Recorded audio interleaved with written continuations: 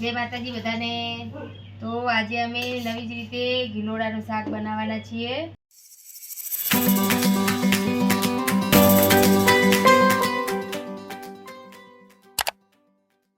ગિલોડાને સરસ ધોઈ નાખ્યા છે, તેને કટિંગ કરીશું। તો આવી રીતે બે બાજુ કટિંગ કરી દેવાનું છે।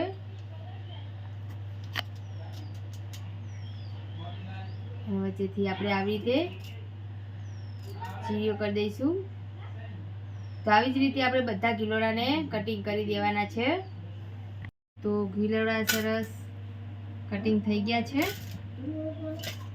સાઈડમાં મૂકી દઈશું। અને એક ટમાટર લઈ લીધું છે અને સરસ ધોઈ નાખ્યું છે। તો એકદમ ઝીણા ઝીણું કટિંગ કરી નાખીશું ટામેટાનું।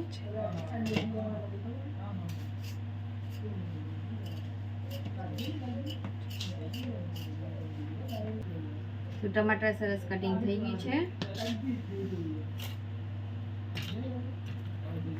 તો આદુ, લસણ અને મરચાં લઈ લીધા છે, તો એને એકદમ ખાણીમાં સરસ ખાંડી લેવાના છે।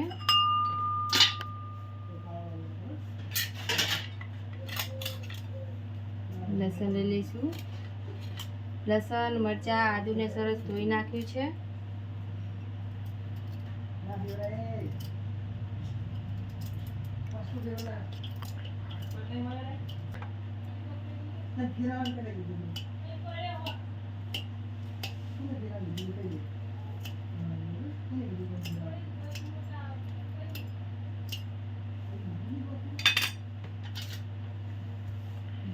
ખાંડી લઈશું। તો ગેસ ઉપર કઢાઈ મૂકી દઈશું અને ગેસ ચાલુ કરી દઈશું।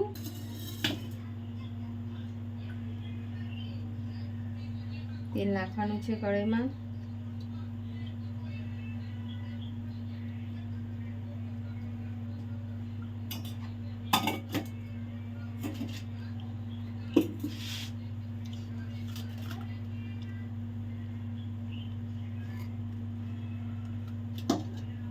તો તેલ ગરમ થઈ ગયું છે, તો ગિલોડાને આપણે કઢાઈમાં નાખીશું।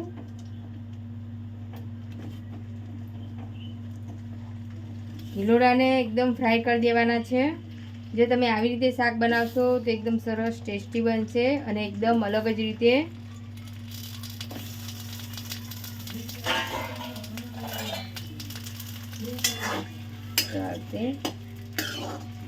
ફ્રાય કરવાનું છે। તો થાળી ઢાંકી દઈશું અને વચ્ચે વચ્ચે ઢાંકણું ખોલીને આપણે એકદમ ફ્રાય કરવાનું છે।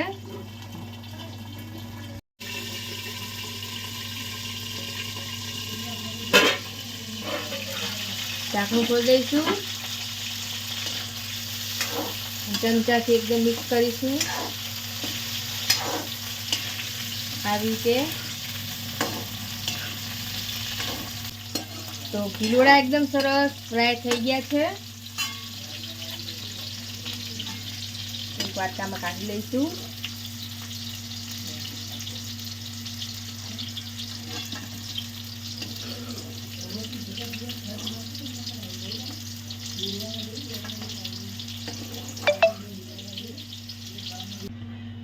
તેલ નાખીશું થોડું।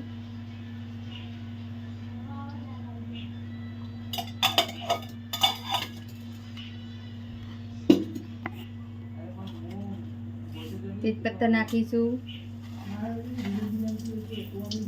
જીરું નાખવાનું છે,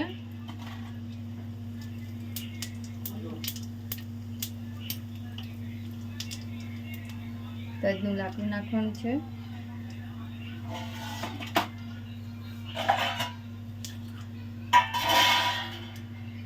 ઝીણી સમારેલી ડુંગળી નાખવાની છે,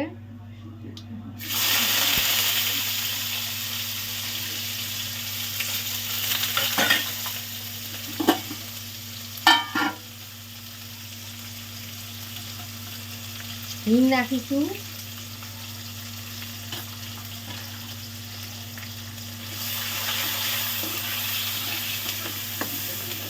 ડુંગળીને એકદમ સરસ ફ્રાય કરી દેવાની છે।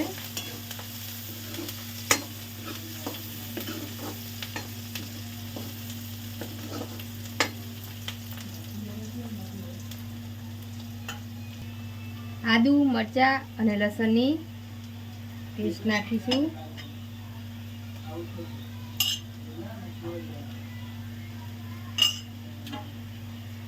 એકદમ મિક્સ કરીશું.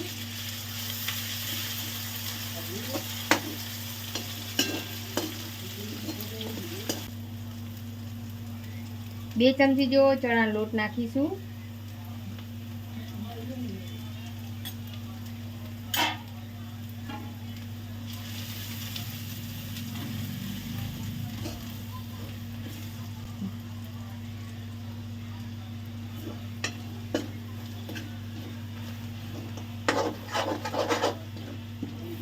તો આવી રીતે એકદમ મિક્સ કરીને ચણા લોટને સરસ શેકી લેવાનો છે. ઝીણું સમારેલું ટામેટું નાખીશું.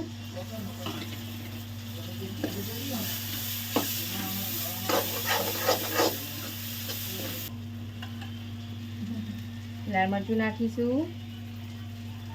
તમે જેટલું તીખું ખાતા હોય એ પ્રમાણે મરચું નાખવાનું છે. મીઠું સ્વાદ પૂરતું. ધાણા જીરું પાવડર, હળદર,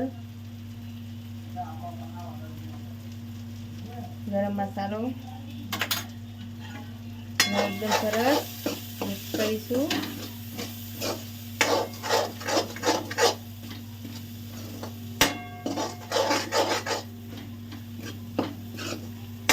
થોડુંક પાણી નાખીશું કે મસાલા દાજી ના જાય.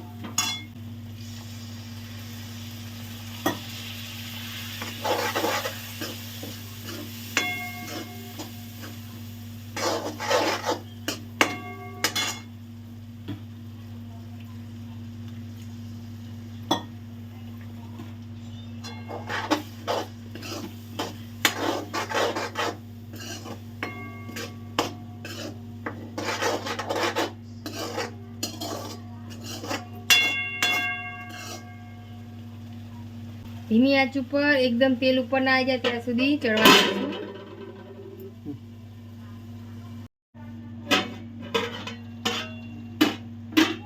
તો તેલ એકદમ સરસ આવી ગયું છે ઉપર. તો ગ્રેવી એકદમ સરસ આપણી ચડી ગઈ છે.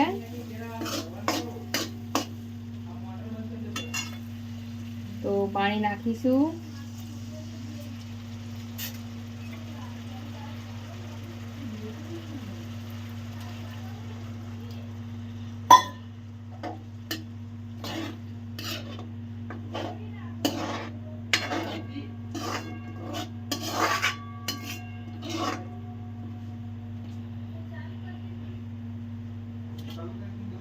તો ફ્રાય ગિલોડાને આપણે અંદર નાખી દઈશું અને 10 મિનિટ સુધી ચડવા દઈશું. કેમ કે ફ્રાય કરેલા છે એટલે ચડતા વાર નહીં લાગે. તો ઢાંકણું ઢાંકી દઈશું. 10 મિનિટ સુધી ચડવા દઈશું. તો 10 મિનિટ જેવું થઈ ગયું છે. તો સરસ એકદમ તેલ ઉપર આવી ગયું છે. તો સરસ શાક બનીને તૈયાર થઈ ગયું છે. સરસ ગ્રેવી વાળું. તો કોથમીર નાખી દઈશું ઉપર અને ખાવા માટે આપણે એક બાઉલમાં કાઢીશું.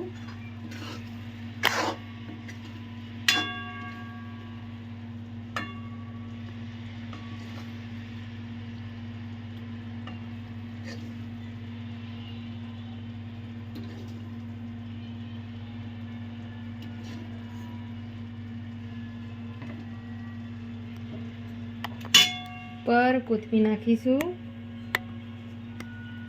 એ જ રીતે ગિલોડાનું શાક બની તૈયાર થઈ ગયું છે.